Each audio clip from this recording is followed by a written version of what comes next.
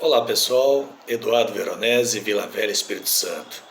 Hoje eu quero falar sobre um tema que a princípio eu comecei a escrever e achei que não ia ter nada a ver uma coisa com a outra, mas eu gostaria de iniciar essa live lembrando a você de uma fala que eu já fiz em outra transmissão, de que nós, os seres humanos, temos uma distinção importante em relação aos outros animais ou seres viventes da Terra. E qual seria essa distinção? Nós podemos ver, ouvir, falar e guardar em nossa memória, de forma consciente ou inconsciente, tudo e todas as informações que chegam até nós, e em suas várias formas. Olha que interessante. E qual é o grande diferencial? E qual é o grande diferencial nosso, que eu quero enfatizar, que eu já falei em outra live, em relação aos outros seres viventes? Qual é?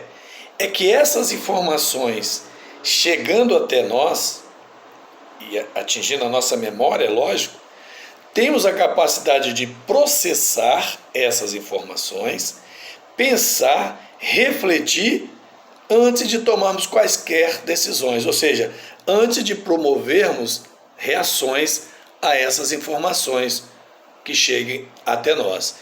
Dentro deste contexto, olha que interessante, dentro deste contexto, eu quero lembrar que existem várias formas de se aprender algo ou alguma coisa. Em outras palavras, o que eu quero dizer é que há várias formas de aprendizagem. E eu quero lembrar uma passagem que está lá em Hebreus 1:1, que diz assim, havendo Deus antigamente falado muitas vezes e de muitas maneiras. Eu acabei de falar que há várias formas de aprendizagem, ou que há várias formas de se aprender algo ou alguma coisa. Eu estou embasando agora em Hebreus 1:1. Havendo Deus antigamente falado muitas vezes e de muitas maneiras aos pais pelos profetas. Então Deus usou os profetas, os mensageiros dele, para levar a mensagem, aprendizado e informações aos pais. Olha que legal, Hebreus 1:1. E nesse sentido, nós queremos apresentar nessa live pelo menos 5 dessas maneiras de aprendizagem. 5 delas, no mínimo. São várias. Bom, a primeira forma de aprendizado é a forma verbal. Tem crianças e muitas pessoas que só aprende quando outra pessoa está falando diretamente com ela. Ou seja, está transmitindo uma informação ou uma mensagem diretamente para ela ou para elas. E lá em Provérbios 1:8 fala assim: filho meu, ouve a instrução de teu pai e não deixes o ensinamento da tua mãe. Provérbios 6:20 e Provérbios 23:22. Olha que interessante. Por quê? Esse aprendizado na forma verbal ou na forma oral, era muito usado antes da escrita, lá na antiguidade, no passado. Os anciãos, os principais, os líderes de tribos, clãs, daqueles povos, daquelas nações, ensinavam de uma forma oral, na oralidade, na verbalização. Reunia todos ali e aí passava as instruções e os ensinamentos. Então, primeira forma, verbal. Vamos para a segunda forma de aprendizado, a forma visual. Enquanto que outras crianças e outro grupo de pessoas e muitas pessoas aprendem de uma forma muito rápida quando estão visualizando outras pessoas fazendo, falando, principalmente quando é presencial, quando elas estão próximas ali, elas estão próximas das pessoas vendo o que elas estão fazendo, ou até mesmo por outros meios de comunicação. A mídia, por exemplo, vê pela mídia, pela televisão, no cinema e outras formas mais, Ou seja, não precisa ser só uma pessoa ali presencialmente com elas, elas vendo ali próximas, mas também pode ser com a mídia, com a televisão e outras formas, que nós temos de comunicação. Então, outra forma de aprendizado visual. Outra forma que nós temos, a terceira, são 5 que eu vou falar, a forma auditiva. Enquanto que um grande número de pessoas precisa estar ouvindo alguém falar, vendo alguém falar e ouvindo alguém falar. Outras só precisam estar ouvindo. Nós vemos muito isso com a geração de hoje. Eles colocam ali o fone de ouvido e ali elas aprendem ou leem um livro auditivamente, ou seja, somente ouvindo. E isso lhes traz informações e traz aprendizado. Isso é muito interessante a gente estudar, né? E a gente saber. Embora possa não ter nada a ver, mas lá no livro de Marcos, Evangelho de Marcos, no Novo Testamento, capítulo 10, versículo 46 e 47, assim, ó, depois eles foram para Jericó, e saindo ele de Jericó com seus discípulos, e junto com a grande multidão, Bartimeu, o cego, ouviu aquele tumulto, a audição, ouviu aquele tumulto, e ele estava sentado ali junto daquele caminho que Jesus estava passando, pedindo esmola, mendigância. E aí ele ouve e pergunta, quem é? O que é isso? Não, é Jesus de Nazaré. E aí ele começa a clamar e a dizer, Jesus, filho de Davi, tem misericórdia de mim. Então, ele ouve, a sua audição é muito boa, ele não tem a visão, mas ele tem a audição. Tem muitas pessoas assim. Hoje nós temos, né, a Libras e tudo mais, que traz essa benesses, né, para esse público. E por fim, o aprendizado que pode ser de uma forma, por fim não, a quarta, sinestésica. Eu falei da verbalizada, ou da oralidade, eu falei da visão, aprendizado através da visão, eu falei através da audição, 3, e agora a quarta, sinestésica. Nós podemos também dizer, aquela que você ensina ou aprende através da sua expressão corporal, ou da sua expressão gestual, né? E aí você vai ver muito isso como? Você vai ver muito isso nas lutas, artes marciais, você vai ver isso nas ginásticas olímpicas, aquelas grandes, né, que tem que haver ali a sinestesia, os movimentos, as sinalizações, os gestos, né? Nas academias, o professor ou o personal tem que estar ensinando, instruindo o aprendizado do exercício ali, fazendo primeiro, dando uma demonstração. Então, sinestésica, a aprendizagem que ela vem pela sinestesia. E por fim, uma aprendizagem que ela é interpessoal. Neste caso em específico, tem que haver uma interação, uma comunicação direta entre o ouvinte, ou a pessoa, o aprendiz, a criança, o adulto, o aprendiz, com uma outra pessoa, né, ou o educador, ou o facilitador. Então, é muito interessante você saber isso. Formas de aprendizagem. Nós falamos na oralidade, na verbalização, na audição, na visão, na sinestésica e na interpessoal. É interessante te dizer que tem pessoas que agregam mais de uma, tá? Então tem pessoas que aprendem vendo, ouvindo, vendo, ouvindo e ainda escrevendo ou outras formas. É bem interessante ter essa capacidade. Bom, depois dessa breve introdução, deixa eu pegar meus outros olhos aqui,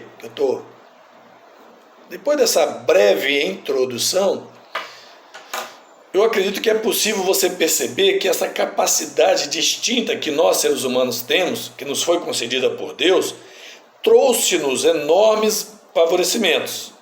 Mas, em minha humilde interpretação e na minha humilde opinião, ela também contribuiu ou contribui para a promoção de conflitos e desentendimentos que ocorrem em nossos relacionamentos cotidianos. Vou te explicar. Que conflitos e desentendimentos que essa capacidade que nós temos de processar, de pensar, de refletir, de ouvir, né, de ver, ou seja, e de repente isso trouxe conflitos e desentendimentos para nós. Como? Conflitos entre o marido e a mulher, entre os pais e os filhos, entre patrão e empregado, governantes e governados, e entre tantos outros casos. Por que isso? Por que isso? Porque, em nossa opinião, a gente pode voltar, por exemplo, numa questão complexa que eu já falei aqui na live, sobre a questão de amar alguém, ou do amor. Nós ainda não aprendemos o que é amar outra pessoa. Ou, quem sabe, nós não aprendemos a amar da maneira que a outra pessoa quer ser amada ou deseja ser amada.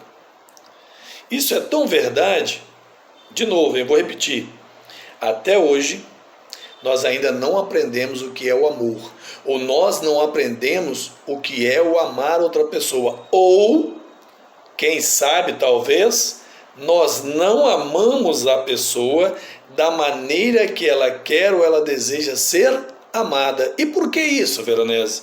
Que aí vai gerar o conflito, vai gerar o determinado. Porque nós temos uma capacidade pessoal distinta de interpretar, de entender uma palavra de formas diversas. E o amor é uma delas. Senão, Jesus Cristo veio aqui na Terra e entre os propósitos dele ter vindo aqui até nós, um deles foi nos ensinar a amar uns aos outros. Porque lá em João 13, 34, 35, João 15, 12, 17, 1 João 3, 11, 18, 1 João 4, 7, 8, diz assim: amar uns aos outros como eu vos amei. Jesus Cristo o tempo todo falava com os seus ouvintes que eles deveriam amar uns aos outros como ele nos amou. E até hoje nós não aprendemos isso. E também ele ensinava que nós deveríamos amar ao próximo. Próximo é qualquer pessoa. Qualquer pessoa. E aí chega na questão que eu quero passar num segundo momento dessa live. Então nós já falamos que há várias formas de aprendizagem que nós podemos aprender. A gente pode aprender pela visão, pela oralidade, pela audição, pelos gestos, expressão corporal ou sinestésica. A gente pode aprender dialogando um com o outro e assim por aí vai. E a nossa capacidade de distinguir, de interpretar, de entender um texto, uma palavra ou alguma coisa que a gente está vendo de formas distintas, diferentes da outra pessoa, geram em nós, em nossos relacionamentos, esses conflitos e esses desentendimentos. Vamos falar sobre o amor então? Gary Chapman, ele apresenta 5 maneiras ou 5 linguagens do amor. Olha que interessante. É lógico que existem várias. A primeira que ele fala, só para a gente entender como é complicado isso: palavras de afirmação. Tem pessoas que possuem a necessidade de serem elogiadas o tempo todo, ou seja, elas precisam de uma autoafirmação. Às vezes elas mesmas fazem isso, se exaltando entre as pessoas, se achando melhores, porque elas necessitam, elas precisam disso. E aí você marido, eu marido, você esposa, as esposas, pai, mãe, filhos e por aí vai, eu não estou aqui sugerindo que você venha mentir para o seu cônjuge, venha mentir para a sua filha, venha mentir para o seu pai. Por que eu estou falando isso? Porque eu tenho um sério problema quanto a isso. Porque se a sua esposa chega para você assim: meu bem, você acha que eu engordei? E ela realmente engordou. E aí, você vai falar que ela engordou? Ou você vai mentir para ela falando que ela não engordou? Eu, infelizmente, vou falar de uma maneira, tentar falar de uma maneira carinhosa, mas eu realmente vou falar que a minha engordou. Ou seja, eu não posso falar palavras de afirmação mentindo. Essa é a minha opinião, o meu pensamento. Entendem? Palavras de afirmação têm que ser verdadeiras. Acentue nessa pessoa que está com você o que ela tem de melhor. Porque as palavras são poderosos comunicadores entre as pessoas, principalmente entre marido e mulher, principalmente que palavras também comunicam o amor. E em geral, a mulher é bem mais auditiva do que o homem. E as mulheres, em geral, gostam de ser elogiadas quase o tempo todo. E aí é um problema para nós, homens. Ou alguns homens como eu. Segunda linguagem do amor, tempo de qualidade. Amigo, em geral, nós homens pecamos muito nisso aqui. Esquecemos que temos a responsabilidade de fazer nossas esposas felizes. Elas também têm essa responsabilidade. Mas nós, homens, esquecemos que temos essa responsabilidade e acabamos nos dedicando muito ao trabalho, aos estudos, ao lazer com os amigos, e aí acabamos não dando um tempo de qualidade a nossas esposas e aos nossos filhos. E aí vem um grande erro, meu e seu talvez. Achamos que por ser o provedor mor, ou seja, porque trazemos a provisão maior da casa, água, luz, telefone, carro, seguro, condomínio, ou seja, a gente traz a provisão maior da casa, embora a mulher ajude muito, nós achamos que já estamos fazendo demais ou o suficiente. E aí eu quero trazer para você o que o autor traz nesse livro, As 5 Linguagens do Amor, Gary Chapman. Certa vez, uma mulher disse a respeito do seu marido: de que adianta ele adquirir tantas coisas materiais, né, riquezas, bens materiais, se nem conseguimos desfrutar dessas mesmas coisas que ele adquire em família? Ou seja, em outras palavras, se nós, eu e nossos filhos, não curtimos juntos com ele essas aquisições. Lembre de uma coisa: tempo de qualidade não é sinônimo de conviver com a pessoa embaixo do mesmo teto, e muito menos estar sentado ao lado do sofá assistindo uma novela, um filme. Não. Tempo de qualidade é sinônimo de estar vivendo momentos juntos em família e uns com os outros, buscando aproveitar esses momentos juntos. Terceiro, o ato de presentear também é uma linguagem de amor. E aí vem outro problema: não aprendi desde criança nem a presentear e nem a ser presenteado. Será que é possível essa atitude de presentear alguém que gostamos se constituir realmente numa expressão fundamental de linguagem de amor? O autor Gary Chapman diz que sim, porque a atitude de amar, ela é sempre acompanhada, a atitude de amar é sempre acompanhada pelo conceito de se doar, de se entregar para a pessoa. E uma das formas de demonstrar isso é dando um presente que a pessoa amada, a pessoa que convive com você, gostaria de receber. Isto é o que diz o nosso autor, e nós achamos interessante. E quarta linguagem do amor, atos de serviço. Eu conversei com uma pessoa essa semana sobre isso, que a minha linguagem, tanto de amor, de cuidado, de proteção, de provisão, tanto conjugal como familiar, está aqui, a minha maior, de eu prestar serviço a outrem. Quaisquer pessoas, eu gosto. Numa definição muito simples, o que é o ato de serviço? Seria fazer coisas que sabemos que o nosso cônjuge, ou que os nossos pais, ou que os nossos filhos, né, gostariam que fizéssemos para ele. Ou seja, procurar agradar o outro por meio de um ato de serviço. Isto é, expressar amor por ele ou por ela, fazendo coisas para ele, coisas que ele gosta, coisa que ela gosta que eu faça para ela e coisa que eu gosto que ela faça para mim. E aí nós poderíamos inserir aqui um ditado popular que diz assim: faça ao outro aquilo que você gostaria que fizesse a você. E aí eu quero te dizer que esse ditado popular ele é respaldado lá na Bíblia Sagrada, lá no Novo Testamento, Mateus 7,12.